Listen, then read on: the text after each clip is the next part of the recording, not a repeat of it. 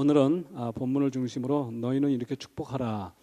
이거는 이제 구약의 축도입니다. 오늘 본문은 이 말씀을 중심으로 너희는 이렇게 축복하라 우리가 말씀을 나누겠습니다. 내일부터 설 명절이 시작이 됩니다. 이때쯤 되면 우리가 늘 하는 인사가 있죠. 새해 우리 전우자와 한번 인사 한번 할까요? 새해 복 많이 받으세요. 우리 미리 하는 겁니다. 미리. 여기 인사에서 복이 뭡니까? 세상에서 말할 때 복 주로 무엇을 의미합니까? 주로 오복을 이야기합니다. 오복하면 수부, 강령, 유호덕, 고종명. 그 수는 장수의 복입니다. 부, 물질의 복. 강령은 건강의 복. 유호덕, 그렇게 장수하고 건강해서 넉넉하게 살아도 나 혼자 잘 먹고 잘 살면 의미가 없겠죠. 남에게 베풀기도 해야 되겠죠. 유호덕은 덕을 베푸는 겁니다. 그러니까 덕의 복. 그리고 마지막이 고종명입니다. 그렇게 살다가 죽을 때는 고통 없이 편하게 죽는 것도 복 중에 하나라고 말합니다. 보통 이렇게 세상에서 복하면 이 5가지 복을 생각을 합니다. 근데 한번 생각을 해보세요. 이렇게 오복을 누리면서 잘 먹고 잘 살다가 또 편하게 죽었어요. 그리고 지옥에 갔어요. 그럼 말짱? 아무것도 아닙니다. 공자가 이 말을 했는데요. 공자는 지금으로부터 약 한 2500년 전 사람입니다. 근데 제가 2500년 전 그 당시에 같이 살았던 성경 인물을 보니까 예레미야, 에스겔, 다니엘, 하박국, 스바냐 그 사람들이 공자와 동시대의 사람입니다. 만약에 공자가 예레미야를 만났더라면 또 하박국을 만났더라면 그 오복 이야기 하겠어요? 만약에 하박국을 만났으면 하박국한테 전도를 받았겠죠. 그럼 하박국 2장 4절에 그 유명한 의인은 믿음으로 말미암아 살리라. 그 오복 필요 없죠. 그렇게 살다가 죽어서 지옥 가면 그건 평생 이제 더 이상 나오지도 못하고 거기서 고통을 당하는데 믿음의 복이다. 구원의 복이다. 아마 그것을 말하지 않았겠는가 그렇게 생각을 합니다. 오늘 본문에서도 복을 이야기합니다. 우리 27절을 한번 볼까요? 27절 같이 한번 합독하겠습니다. 시작. 그들은 이같이 내 이름으로 이스라엘 자손에게 축복할지니 내가 그들에게 복을 주리라. 그들이 축복을 하면 하나님께서 복을 주시겠다고 말씀합니다. 그럼 여기에서 그들이 누구입니까? 그들 23절을 보십시오. 23절을 보니까 아론과 그의 아들들에게 말하여 이르기를. 아론은 대제사장이고요. 아들들은 제사장입니다. 그러니까 대제사장, 제사장 그 사람들이 축복을 하면 하나님께서 복을 주시겠다. 그렇게 말씀하시거든요.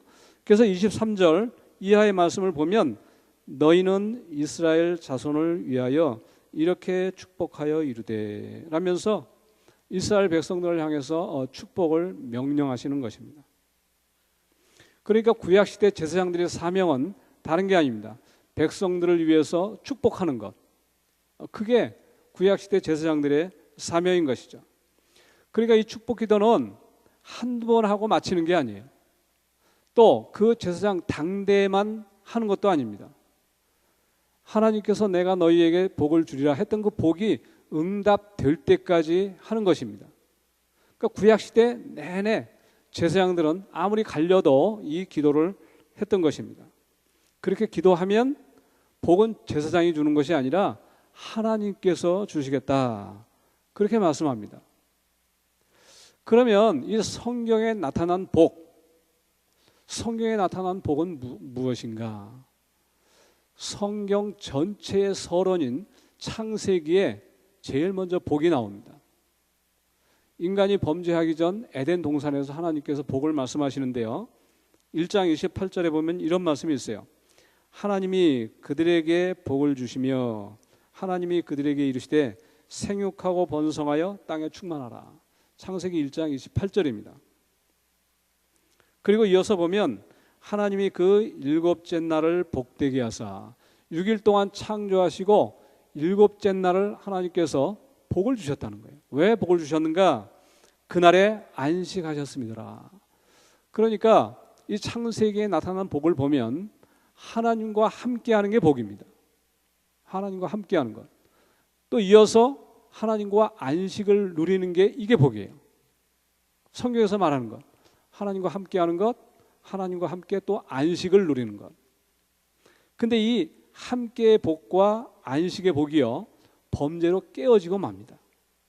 그러죠? 근데 성경의 전체 결론, 요한계시록에 가서 보니까 이 깨어진 복이 회복되고 완성되는 것을 볼 수가 있어요.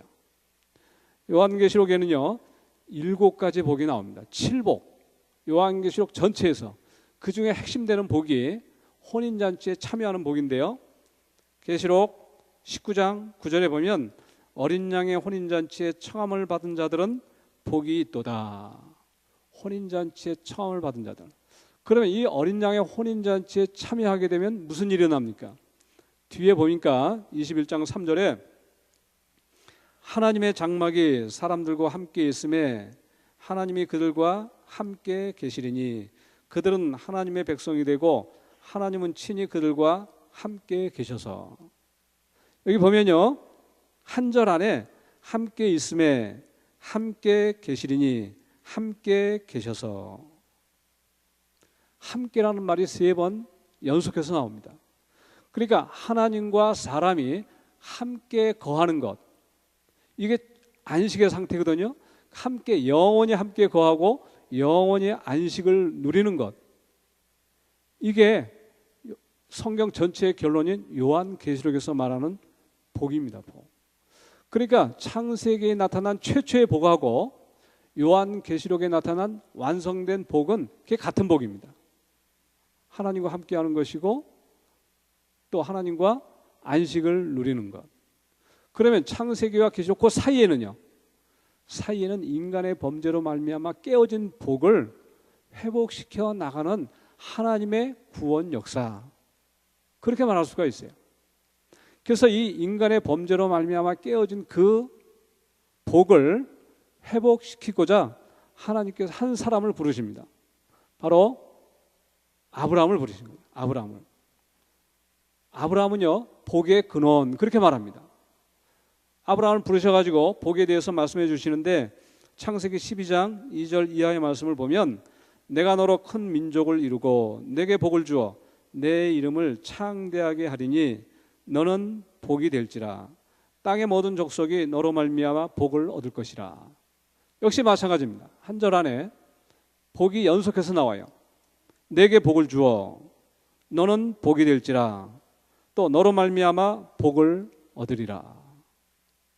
그리고 나서 모세를 또 부르십니다. 부르셔서 이스라엘 백성들에게 지금 복을 약속하는 장면이 오늘의 이 본문 말씀입니다. 그러니까 오늘 본문 말씀은요, 그 깨어진 복을 다시 회복시켜 주시겠다라는 하나님의 약속의 말씀인 것입니다. 그래서 오늘은 하나님께서 아브라함, 모세에게 약속하신 복은 무슨 복인지 이 본문을 중심으로 우리가 살펴보도록 하겠습니다. 첫 번째 25절을 보겠습니다. 25절 다 같이 합독하시겠습니다. 시작.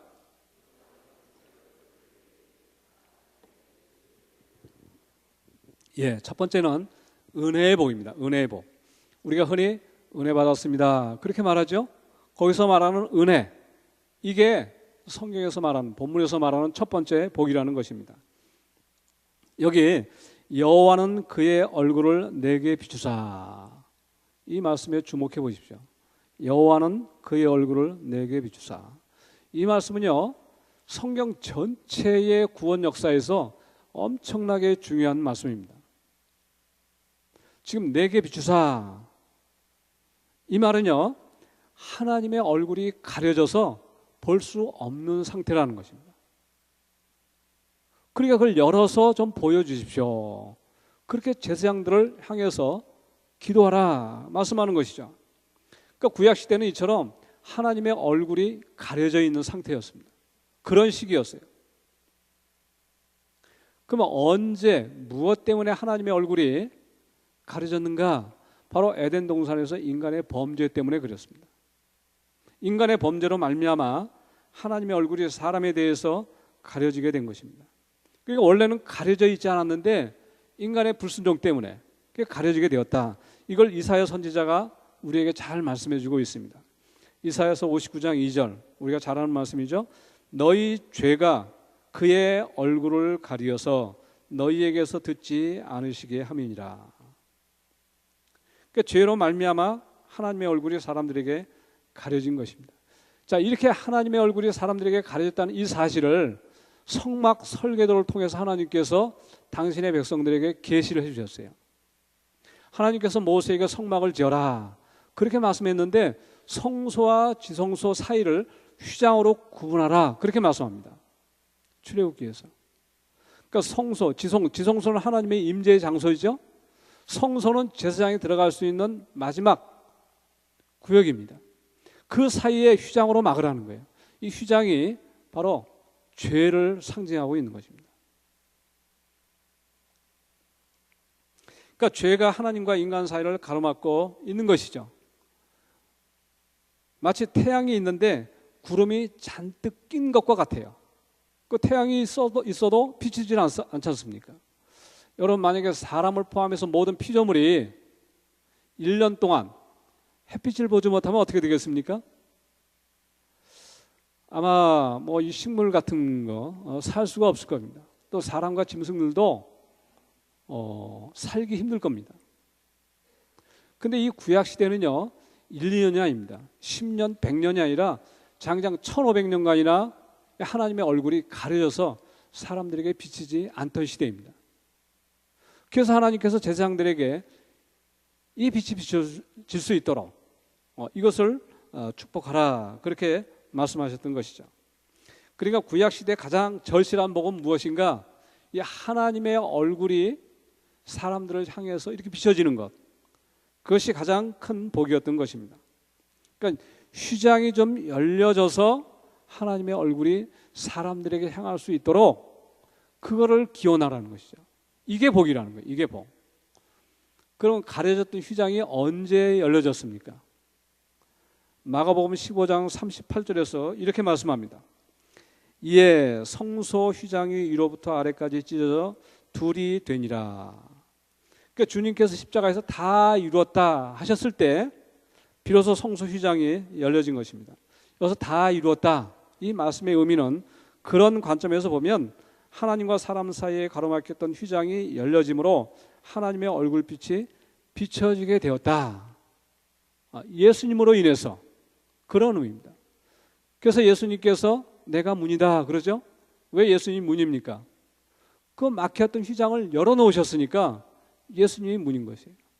또 이어지는 말씀을 보면 누구든지 나로 말미암아 들어가면 구원을 받고, 그러니까 그 휘장을 열어주신 분이 주님이라는 사실을 고백하는 자마다, 믿는 자마다, 또 시인하는 자마다 구원을 얻는다는 것입니다. 이어서 계속되는 말씀을 보면 내가 길이다. 또 예수님은 그렇게 말씀했어요. 왜 예수님이 길입니까? 그러니까 휘장만 열어놓은 것이 아니라 그 휘장을 통과해서 하나님께로 나아가는 길이 되셨기 때문에 예수님이 내가 길이다 그렇게 말씀하시는 것이죠. 그래서 예수님께서 내가 곧 길이요 진리요 생명이니 나로 말미암지 않고는 아버지께로 올 자가 없느니라, 그 하신 말씀이 이 전체적인 의미입니다. 자, 이런 여러 가지 의미를 히브리서 기자는 단 한마디로 우리에게 요약을 해줍니다. 히브리서 10장 20절 말씀인데요, 그 길은 우리를 위하여 휘장 가운데로 열어놓으신 새로운 살 길이요 휘장은 곧 그의 육체니라. 예수님을 가리켜서 한마디로 새로운 살 길, 히브리서 기자가 그렇게 설명해줘요. 여러분, 신약 성경에서 이 히브리서는요 구약 성경에 대한 주석서입니다. 그러니까 히브리서를 모르면 구약 성경을 제대로 해석할 수가 없다는 말이에요. 그러니까 제가 지금까지 드린 말씀을 히브리서 기자가 한마디로 새로운 살 길, 왜 예수님을 가리켜서 새로운 살 길이라고 말하는가? 구약 시대는 없었던 길을 예수님께서 만드셨기 때문에 새로운 길이고, 또 그 길은 생명으로 인도하는 길이기 때문에 살 길이라 그렇게 말하는 것이죠. 근데 이 새로운 살 길이 어떻게 해서 가능하게 되었습니까?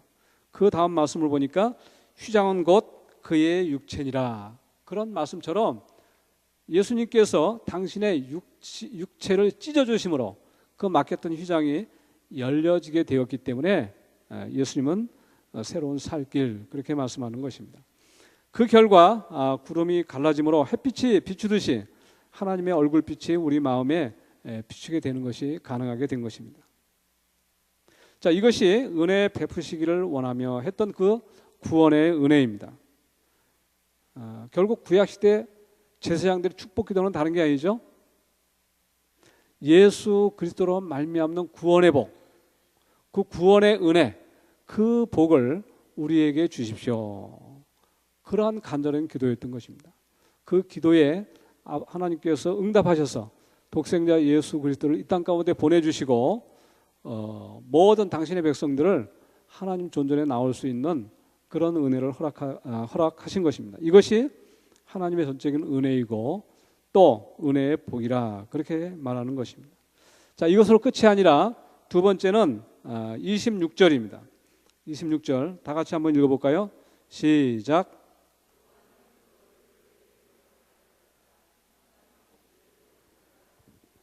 예, 두 번째 복은 평강의 복입니다. 평강의 복. 하나님의 얼굴이 우리를 향하는 것, 이것이 평강이라고 말씀합니다. 근데 여호와는 그 얼굴을 내게로 향하여 드사. 그 말씀도 여러분 주목해 보십시오. 여호와는 그 얼굴을 내게로 향하여 드사. 이 말은 지금 구약 시대에는 하나님이 사람들을 외면하고 계시다라는 거예요. 그러니까 사람들을 좀 향해서 얼굴을 돌려주십시오. 그렇게 기도하라는 거예요. 그럼 왜 구약 시대는 하나님께서 외면하고 계셨는가? 바울이 고린도 후서에서 잘 말씀해 주고 있습니다. 의와 불법이 어찌 함께하며 빛과 어둠이 어찌 사귀며. 하나님은 의로우신데 죄를 범한 인간들은 불의하기 때문에, 또 하나님은 빛이신데 죄를 범한 인간들은 어둠 가운데 있기 때문에 함께할 수가 없다는 것입니다. 그래서 하나님이 얼굴이 가려졌었고 또 사람들을 외면하고 있었던 것이죠. 그럼 어떻게 해야 외면하고 계신 하나님께서 인간들을 향할 수가 있겠습니까? 너무나 잘 알죠? 죄로 인해 불의하게 된 인간이 저와 여러분이 의롭게 되어야 비로소 하나님과 함께 할 수가 있고 하나님이 저와 여러분을 향해서 얼굴을 볼 수가 있고 또 빛을 비춰줄 수가 있다는 것입니다. 그럼 저와 여러분들 불의한 인간이 어떻게 의롭게 됩니까? 바로 예수 그리스도의 십자가 대속. 나로 말미암지 않고는 아버지께로 올 자가 없느니라. 예수 그리스도 외에는, 그 보혈의 공로 외에는 우리가 하나님 앞에 나갈 수 있는, 또 의로워질 수 있는 그 길이 없습니다.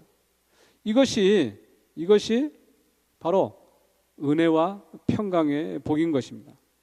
그러니까 구약 성도들은 이처럼 1500년 동안이나 하나님의 얼굴빛이 비춰지기를, 또 하나님의 평강이 임하기를 간절히 사모했던 것입니다. 제사장들은 1500년간 이거 기도했습니다.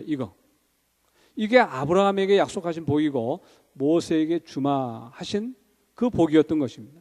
그리고 저와 여러분이 받은 복이고 또 장차 요한계시록 거기에서 궁극적으로 완성될 복인 것입니다. 이것이 성경에서 말하는 진정한 복인 것입니다. 자, 이러한 사실을 성경 역사 가운데 가장 잘 깨달은 사람 하나 있습니다. 바로 사도 바울입니다. 사도 바울은요, 우리가 잘 아는 바처럼 교회를 박해하고 그리스도를 대적했던 사람입니다. 왜 대적을 했는가? 바울은 우리가 잘 알죠. 예수님 만나기 전에 어떤 사람이었습니다.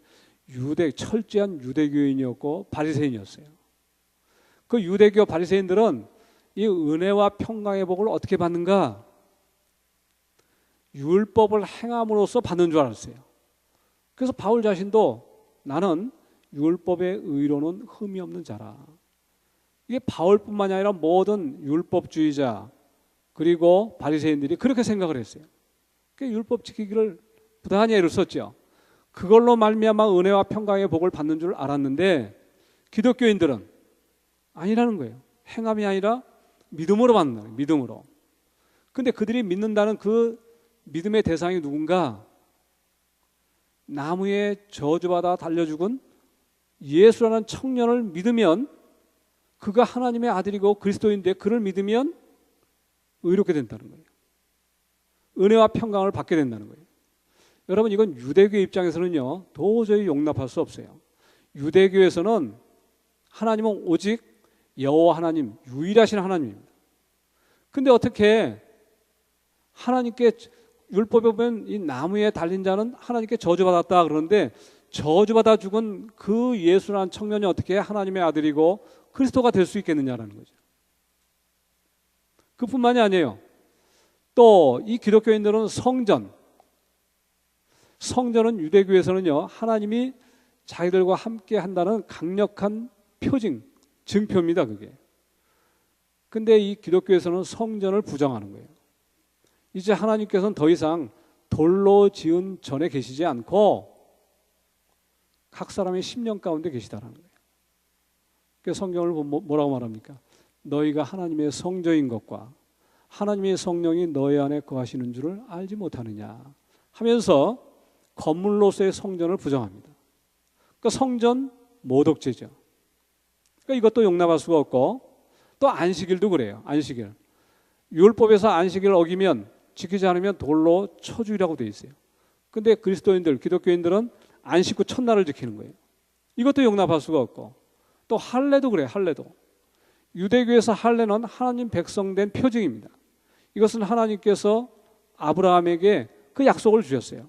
너와 내 후손은 할례를 받아라. 할례를 받아야 네 자손이고 네 자손이 되어야 내 백성이 된다는 겁니다. 그래서 초대교회에 할례당들이 생겨난 이유가 그것입니다. 자기들은 아브라함의 자손이라는 거예요. 왜? 할례를 받았기 때문에. 그 할례를 받아서 아브라함의 자손이면 어떻게 되는가? 하나님의 백성이 되는 거예요. 만약에 할례를 받지 않으면 내 백성 중에서 끊어지리라. 구원받지 못한다는 거죠. 그래서 할례를 그렇게 주장했는데 기독교인들 뭐라고 말합니까? 할례나 무할례나 효력이 없을 때 오직 사랑으로서 역사하는 믿음뿐이니라. 자, 이렇게 말하니까 예수님을 만나기 전 바울은요 교회를 박해하고 그리스도를 대적할 수밖에 없었던 것이죠. 근데 다메섹 도상에서 이제 예수님을 만나게 됩니다. 그 다음에 이 바울이 이 은혜와 평강의 복, 즉 구원의 복이 행함이 아니라 믿음으로 말미암는 사실을 깨닫고 삶이 180도 바뀌죠. 박해자의 삶에서 전도자의 삶으로, 그 위에 바울의 삶은 이 은혜와 평강의 복을 전하는 전도자의 삶을 살았던 것입니다. 순교의 자리까지 나아가게 되죠. 자, 이러한 사실이 바울 서신 13권 안에 아주 잘 드러나 있습니다. 특별히 바울 서신 13권에 빠지지 않는 인사가 있습니다. 항상 바울은 편지를 쓸 때 이 인사말로 시작을 해요. 한 권도 예외가 없습니다. 그 인사말 제가 읽어드리겠습니다.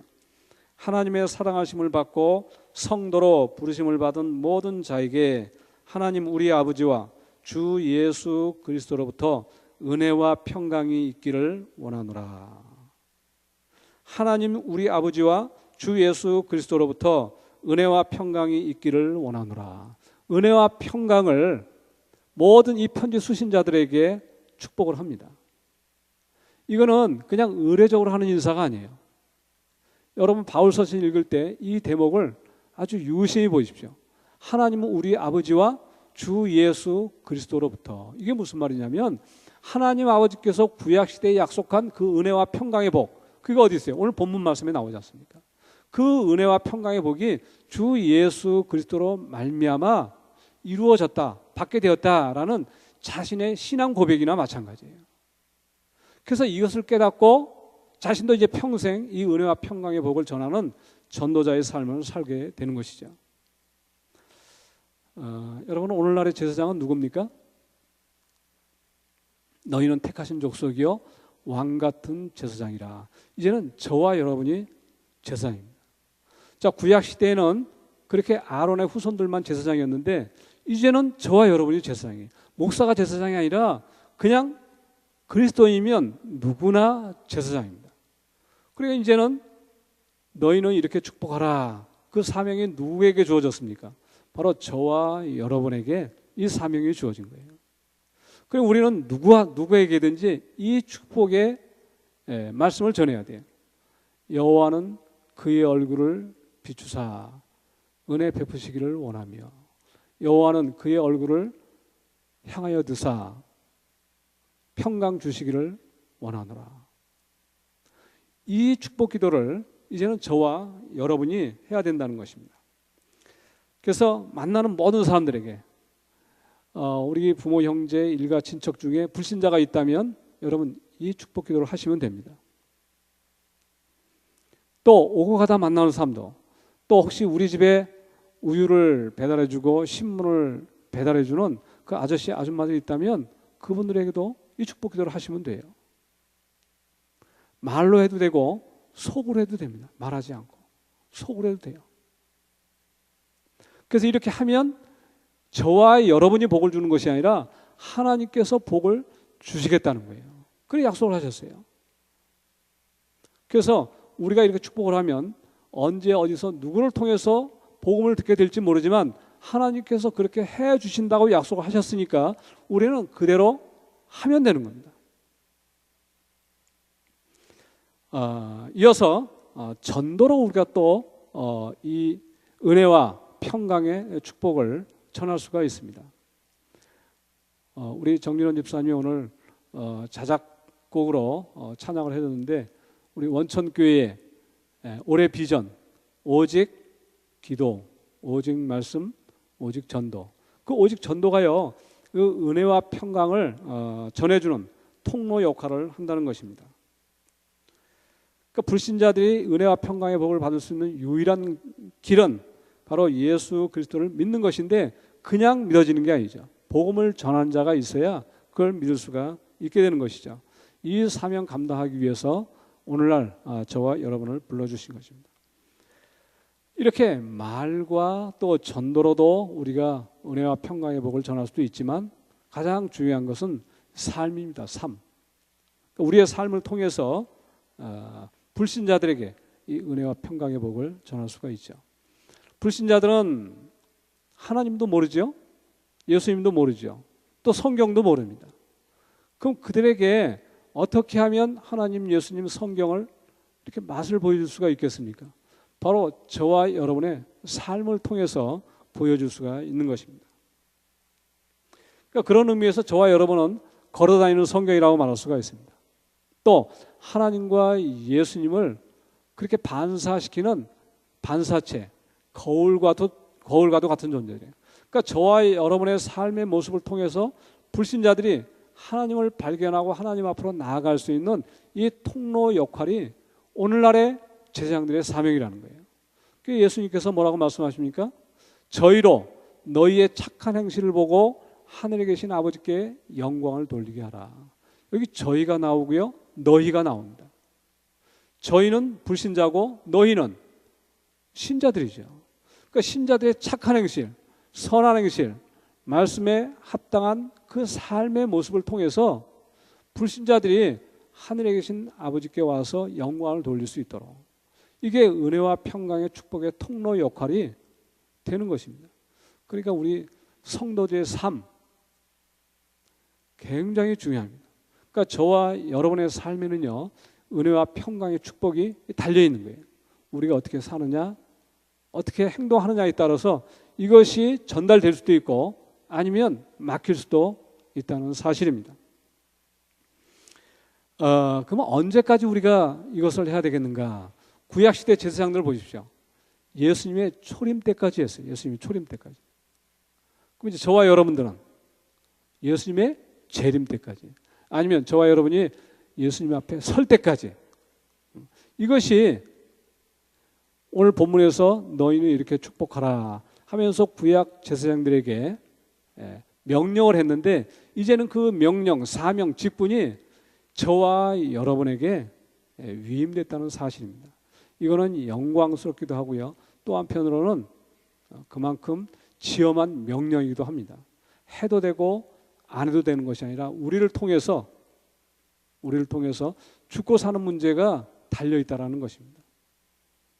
아무쪼록 올 한 해, 오늘이 이제 내일부터 설 연휴인데 음력으로 치면 오늘 섣달 금음날입니까?